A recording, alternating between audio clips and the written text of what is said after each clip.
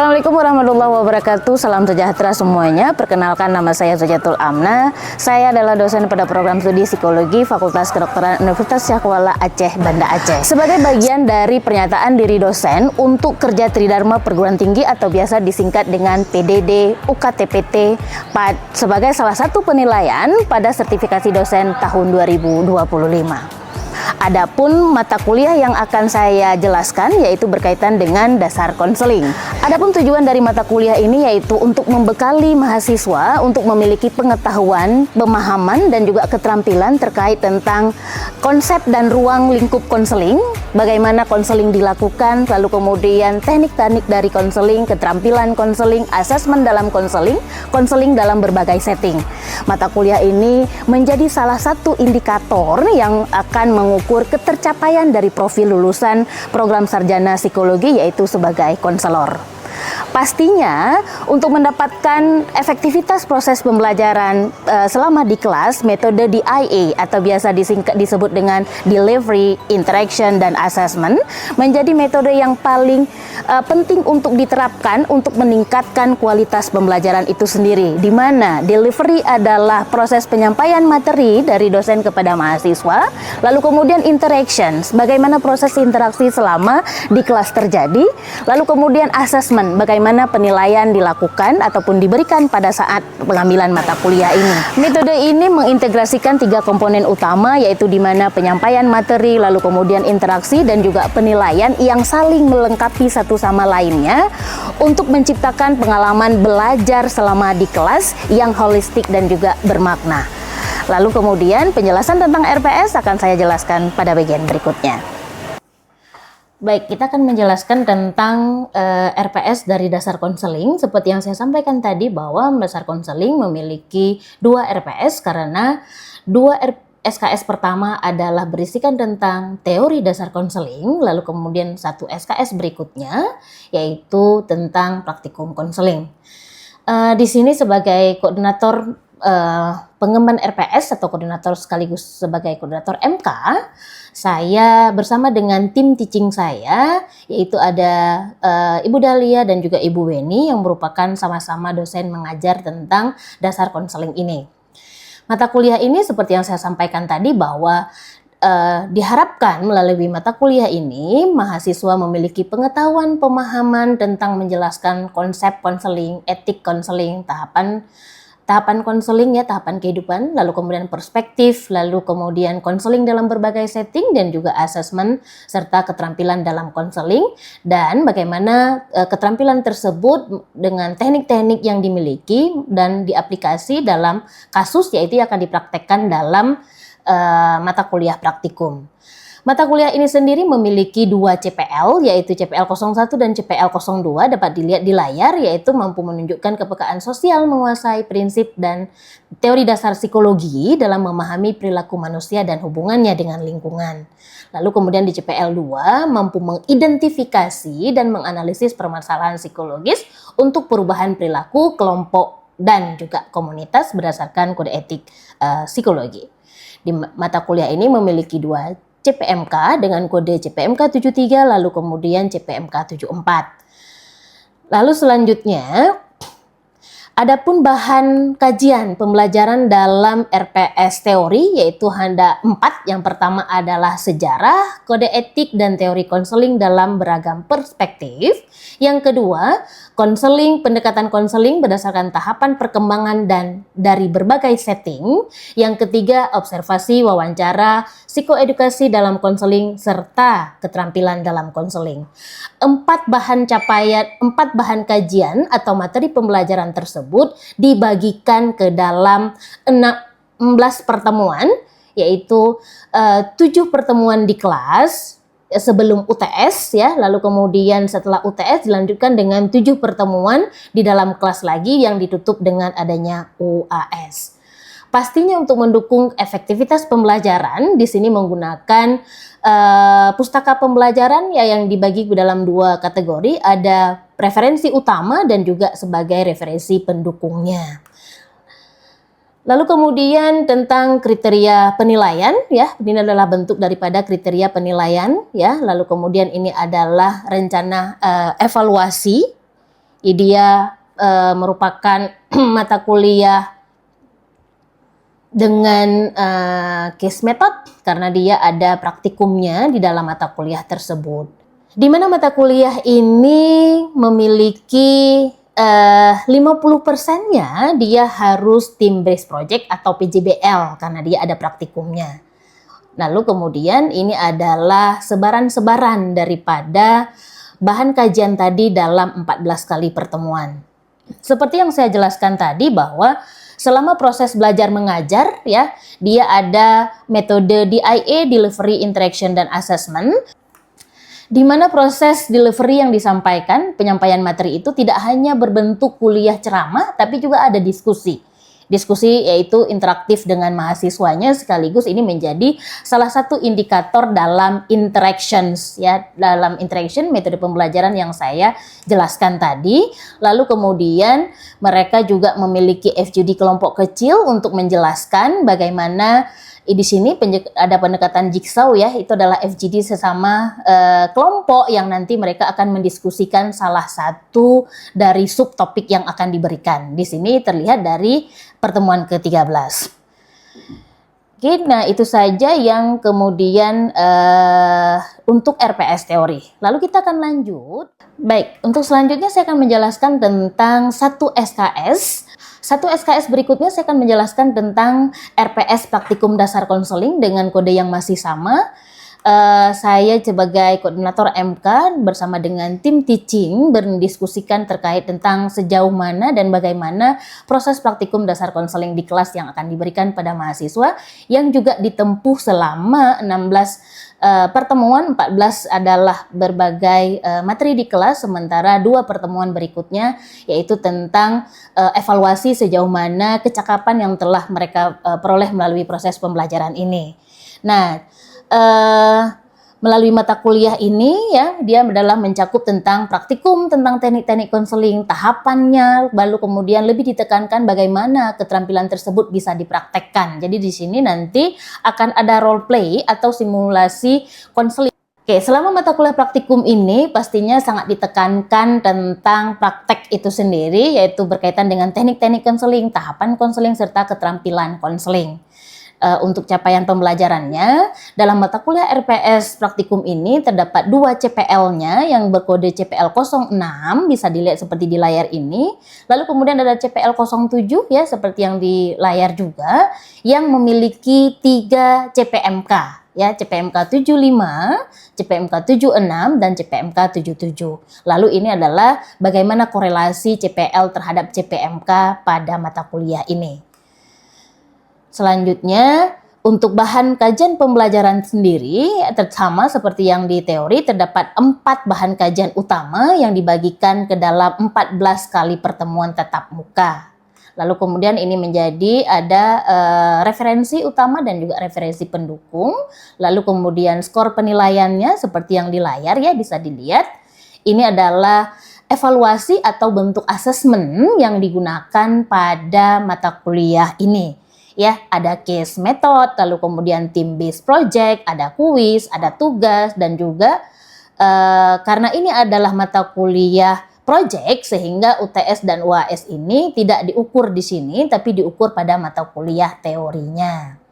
Seperti yang saya sampaikan tadi, bagaimana proses interaction yang terjadi di kelas ya, ini lebih kepada praktikum ya, mahasiswa itu akan melakukan role play terkait dari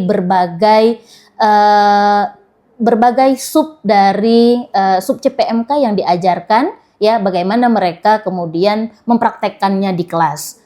Dalam kelas selama proses pembelajaran mereka juga memiliki tugas yang kemudian tugas tersebut nanti akan diinsert kepada e-learning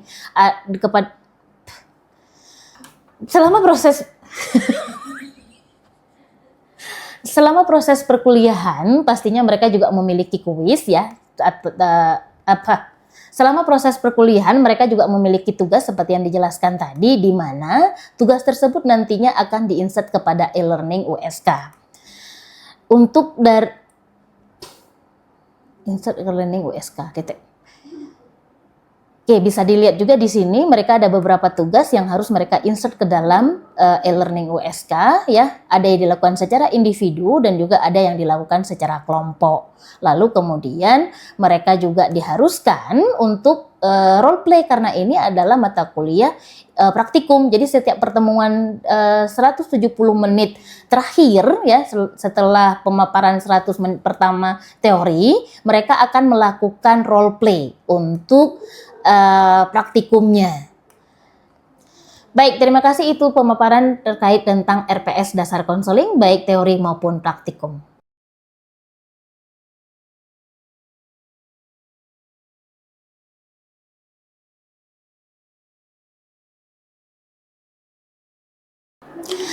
Terkait pernyataan diri dosen untuk kerja Tridharma Perguruan Tinggi atau PDD UKT PT pada sertifikasi dosen yang saya lakukan di tahun 2025. Terima kasih banyak atas perhatiannya. Untuk micro teaching pelaksanaan di kelas akan saya lampirkan pada video berikut ini. Selamat menyaksikan. Assalamualaikum warahmatullahi wabarakatuh.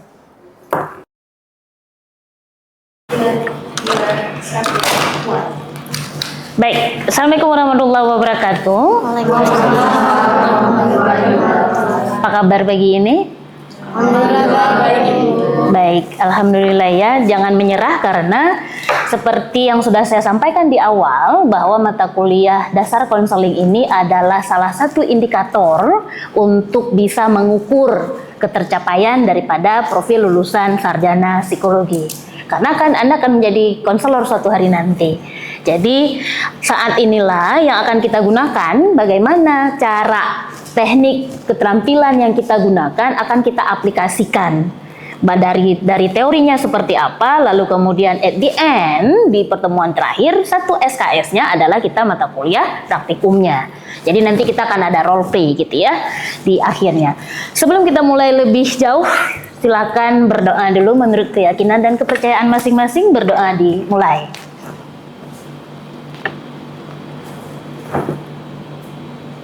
Baik, amin. Apapun doa terbaik Anda pada pagi hari ini semoga diijabah oleh Allah, amin. Seperti biasa, silakan dibuka SIM kuliahnya dulu, silakan diabsen ya. Saya juga akan mengabsen diri saya sendiri. Silakan diabsen SIM kuliahnya. Baik, kita ada 15. Ini Wirdanya belum datang ya, Diki? Udah hubungin di mana temennya? Minta tolong Naya, Dini kemana? Karena praktikum kan, mata kuliah praktikum kan nggak boleh nggak datang. Eksa coba dihubungin Dini Nurasana kemana nih? Udah jam berapa? Masih ada waktu toleransi 10 menit. Tapi jangan selalu lari juga jatuh nanti. Ya, karena mata kuliah praktikum tidak boleh libur. Itu adalah kontrak kuliah yang harus dipahami karena dia adalah praktikum. Karena setiap hari kita praktikum, apalagi sekarang ini berkaitan dengan keterampilan ya. Ini merupakan bagian dari materi pembelajaran yang ketiga. Dia baru masuknya adalah di pertemuan ke-6 ini.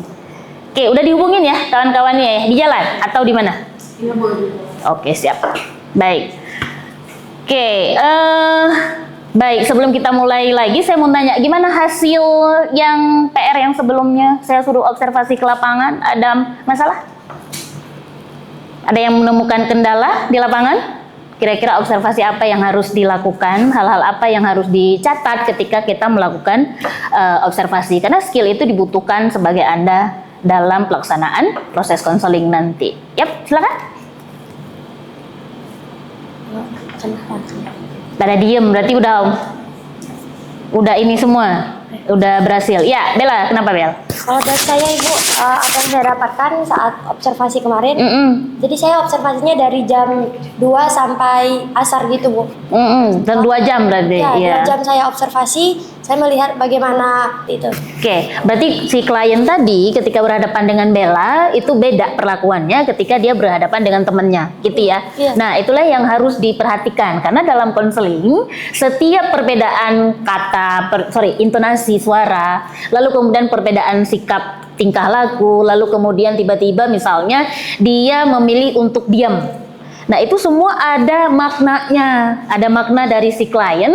Maka sebagai seorang konselor harus punya keterampilan awareness-nya harus ada. Kan Anda udah belajar mata kuliah sebelumnya, observasi dan wawancara, ya kan? Nah, sekarang bagaimana aplikasi dari mata kuliah tersebut itu harus diaplikasikan pada mata kuliah ini. Baik.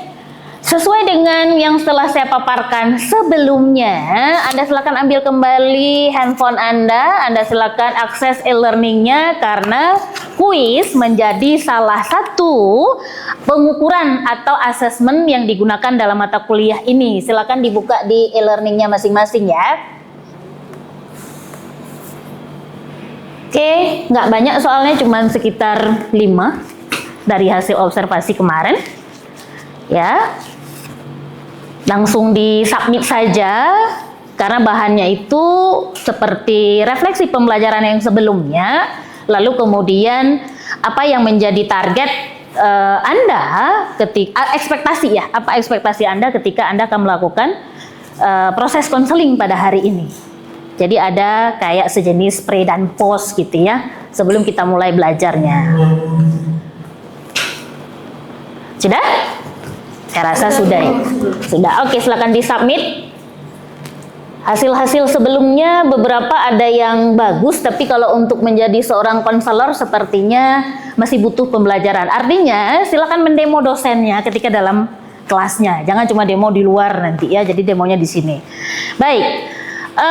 Khusus pada hari ini, sekalipun seperti yang Anda tahu bahwa mata kuliah dasar konseling ini merupakan salah satu mata kuliah yang akan membekali mahasiswa dari segi konsepnya, dari segi ruang lingkupnya, dari segi etik konselingnya, tahapannya. Anda memahami bagaimana konsep-konsep konseling tersebut, lalu kemudian diaplikasikan tekniknya dalam pelaksanaan selama mata kuliah, selama proses praktikum. Lalu kemudian selanjutnya, khusus pada hari ini, karena tadi kita topiknya adalah tentang keterampilan dasar konseling. Ya, secara teoritis maka Anda akan mampu memahami dan menjelaskan secara konsep teoritis itu apa sih keterampilan dasar konseling gitu ya. Lalu kemudian selanjutnya at the end di 2 SKS pertama atau dalam waktu 100 menit pertama kita akan belajar teorinya. Dalam teori mengatakan apa, lalu kemudian 170 menit kedua atau pada jam yang kedua yaitu jam mata kuliah praktikum dasar konseling, maka kita akan melakukan proses role play-nya atau simulasi. Kelompoknya masih sama seperti yang pada kontrak di awal ya, ada yang 3, ada yang 4 ya, semoga yang lainnya segera menyusul ya, 3 orang lagi. Oke, sebelum saya mulai pada materi. Pastinya Anda sudah bacakan ya apa yang menjadi tugas sebelumnya. Baik, dari hasil bacaan tersebut saya ingin Anda merefleksikan beberapa pertanyaan berikut. Ya, yang pertama, pernahkah Anda berada pada situasi ketika Anda pengen cerita tapi lawan bicaranya tidak benar-benar mendengarkan, atau justru sebaliknya? Pengen cerita, oh ternyata nyaman sekali karena teman tersebut menatap saya, mengangguk, sesekali memberi respon yang menenangkan. Ada proses interaktif di sini. Ini juga menjadi salah satu metode dalam kelas ya kan, secara general. Tapi dalam konseling seperti apa? Ada yang mau bercerita silakan. Diki, yep, Pak Ketua kelas, silakan. Kalau saya sendiri Bu, untuk di pertama tuh saya pernah berbicara dengan lawan bicara saya, tapi beliau tidak mendengarkan Bu. Dan saya merasa kayak saya nggak merasa berbicara dengan orang tersebut, walaupun saya ingin bercerita. Nah, tapi di satu sisi ketika ada orang yang dapat bercerita dengan saya dengan dia menatap, mengangguk dan memberi respon kepada saya, itu saya lebih lega ketika bercerita kepada orang tersebut. Oke, siap. Ada lagi yang mau berbagi? Apa yang dirasakan kalau pada situasi ini dan apa yang dirasakan pada situasi ini? Yap, silakan. Kalau saya kebetulan bertemu yang pertama dan kedua juga.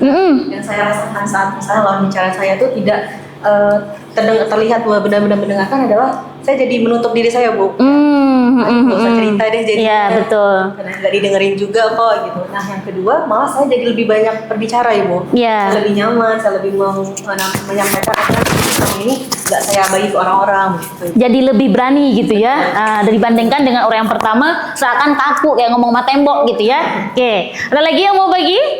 Ada lagi ininya pengalaman yang sama? Syifa? Salah satunya mungkin Syifa yang pernah ada yang mana, atau mungkin ada dua-duanya boleh juga. Yuk kita bersharing. Iya betul, saya seringnya yang di nomor 1 karena biasanya teman-teman saya itu kan asik main HP sekolah-sekolah, jadi kayak saya mau cerita jadi kayak merasa sedih karena nggak didengarkan. Iya, ya kayak itu gara-gara pengaruh kayak apa namanya nomofobia ya, takut kalau handphonenya berjauhan. Baik, nah itu dia adalah beberapa apa namanya ya hasil sharing dari teman-teman yang menekankan bahwa betapa pentingnya keterampilan konseling yang harus Anda kuasai. Karena ketika klien datang kepada kita, kalau di sini itu kliennya pulang atau stay? Pulang. Karena apa? Macam bicara sama tembok jatuhnya. Karena kita tidak punya keterampilan yang harus diberikan kepada klien. Padahal untuk menjadi seorang konselor ini yang dibutuhkan. Ingat bahwa klien datang itu kadang-kadang dia nggak butuh respon, dia cuma butuh telinga untuk didengarkan. Nah, kita akan masuk dalam keterampilan dasar. Bahasa bakunya keterampilan. Ini bahasa santai, keterampilan ya. Tapi kalau nulis dalam skripsi nanti harus betul pakai bahasa baku dan ilmiah. Oke. Apa sih kira-kira keterampilan dasar yang harus dimiliki oleh seorang konselor? Anda udah baca tadi malam. Oke, yuk, Eksa. Seingat saya ada attending, Ibu. Ada attending satunya. Terus yap, Naya. Di buku yang saya baca, buku Murad itu ada listening. Ada listening, keterampilan dasarnya. Ada lagi? Yap. Ada di buku HES yang saya baca semalam ada empati. Hey, ada empati ya. Lalu kemudian Kalau yang di Jidra Bu yang dari Korea itu ya bukunya questioning, Ibu. tentang questioning. Ada listening, ada questioning, ada empathy, dan juga ada attending. Oke. Apa sih attending itu? Kira-kira attending itu apa? Kalau dari yang saya baca di buku HES itu attending itu kita harus hadir di saat konseling itu, hadir mendengarkan sifat Oke, hadir. Oke, selanjutnya tadi attending, questioning. Ya, yang kedua. Kalau dari buku yang saya baca yang dibagi, Mm-mm. questioning itu ya kita bertanya gitu. Bertanya. Lalu kemudian apa lagi? Listening. Nah, listening. Yep, Ainun. Kalau dari buku Murad yang saya baca, Bu, itu listening itu mendengarkan aktif. Mendengarkan aktif. Yang terakhir tadi dijelaskan? Empati. Empati. Itu kemampuan berempati. Jadi kita merasakan apa yang dirasakan oleh klien tersebut. Oke, what a good job. Kayaknya nggak perlu lagi Bu dosen depan, karena semua sudah baca bukunya. Oke, ya. Kita lanjut, kita lihat satu persatu. Nah, tadi dijelaskan attending, ada kehadirannya, betul. Jadi artinya attending itu bukan hanya datang ada di depan klien secara fisik, oh hidup lo orangnya. Tapi kalau misalnya nggak punya empati, nggak tahu mau nanya apa, nggak tahu listeningnya harusnya bagaimana. Tadi dia bilang listening, dengar Bu, mendengarkan. Iya, mendengarkan aktif. Karena ingat bahwa listening is not equal with hearing. Mendengarkan itu bukan sekedar hanya dengar. Kalau dalam ruangan ini saya bisa mendengar suara kaki, suara kursi ditarik, lalu kemudian ada suara potong rumput atau AC. Nah, itu hearing. Tapi bagaimana kita memaknai dari setiap yang klien katakan? Konselor mampu mendengarkan klien, enggak langsung nyela. Enggak ada misalnya interupsi, saya mau tanya dulu boleh? Enggak ada. Gitu ya. Lalu kemudian memberi ruang. Ruang bukan artian secara fisik. Jadi memberikan ruang pada mereka untuk hela nafas sejenak. Jangan, ayo Bu, terus. Dia nggak lagi lahiran. Ya, oke. Lalu kemudian ada respon umpan balik. Seperti tadi, sini boleh, tapi empatinya nggak ada. Jadi dia tidak mengatakan bahwa dia, ya, yang konselor yang A ini, dia hanya mengatakan sesuai kenyataan. Ya udahlah, gagal menang itu biasa dalam hidup. Kalau nggak mau menang, kalau mau menang terus yang nggak usah hidup. Banyak kok yang gagal, namanya juga hidup. Udahlah. Tergantung dari intonasi. Tapi kalau intonasi ini yang dibalas misalnya, ya udah santai aja. Namanya juga hidup. Saya sering kayak gitu. biasa aja, nggak apa-apa. Namanya juga hidup, boleh, tapi tidak tepat. Oke, ya. Baik. Untuk selanjutnya kita akan role play dulu. Saya akan minta Anda untuk role play karena jam untuk teori juga sudah selesai. Silakan duduk secara berkelompok ya, yang 3, yang 4 silakan langsung diputar kursinya. Ayo. Ya. Ya. Baik. Tugasnya adalah sudah. Di sini tentukan siapa yang jadi konselornya, siapa yang jadi klien, siapa yang jadi observer. Ini juga siapa yang jadi klien, yang mana jadi observer, yang mana jadi klien konselornya. Ini juga sama, kelompok ini juga sama. Ya. Anda pakai yang khusus observer. Observer coba tunjuk tangan yang mana? Ya, tunjuk tangan observernya. Pada hari ini saya bertugas sebagai konselor untuk Ainun supaya lebih enak kita ngobrolnya ke depannya. Ainun mau dipanggil apa Ainun atau mungkin ada panggilan lain? Mau dipanggilnya Ai. Mau dipanggil Ai. Oke, Ainun. Hanya nanti Anda akan praktikum sendiri ya, praktikum bersama kelompok juga. Nanti akan kita bahas di dalam kelas ya, karena kalau semuanya di kelas tidak mencukupi waktunya. Sejauh ini ada yang ingin bertanya?